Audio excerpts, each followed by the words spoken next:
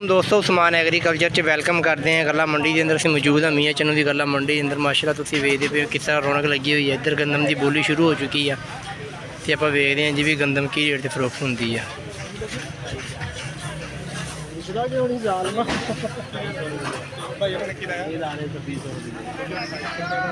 ਕੀ rate ਲੱਗਿਆ ਇਹਦਾ?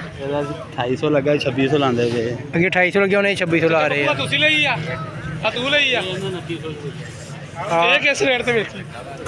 2800 ਦਾ rate ਲੱਗਿਆ ਜੀ ਇਹਦਾ। ਆਹ ਰੇਟ ਲੱਗਿਆ ਹੋਇਆ ਜੀ 2600 ਰੁਪਏ। 2800 ਤੇ ਬੱਬੂ ਕਿੱਥੋਂ ਦਾ ਸੀ ਚੱਕੀ ਵਾਲਾ? ਇਹ ਕੀ ਰੇਟ ਲਈਏ ਬਾਬਾ? 2900 ਰੁਪਏ। ਲੋ ਜੀ ਮਾਸ਼ਾਅੱਲਾ ਆ 2900 ਨੂੰ ਫਰੋਖਤ ਹੋਈ ਹੈ। ਚੱਕੀ ਵਾਲਾ ਭਾਈ ਉਹਨੇ ਲਈ ਆ। ਚੱਕੀ ਦਾ ਬੰਦਾ ਵਾ, ਕੋਈ ਬਾਹਰ ਦਾ ਬੰਦਾ ਲੈ ਗਿਆ 2900 ਹਿਸਾਬ ਨਾਲ।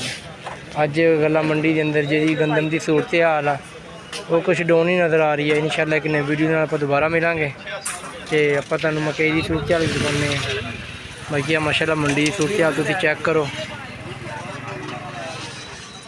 ਤੇ ਇਨਸ਼ਾਅੱਲਾ ਇੱਕ ਨਵੀਂ ਵੀਡੀਓ ਨਾਲ ਦੁਬਾਰਾ ਮਿਲਾਂਗੇ। ਦੋਸਤ ਆਪਣਾ ਬਹੁਤ ਸਾਰਾ ਖਿਆਲ ਰੱਖਿਓ। ਅੱਲਾਹ ਹਾਫਿਜ਼।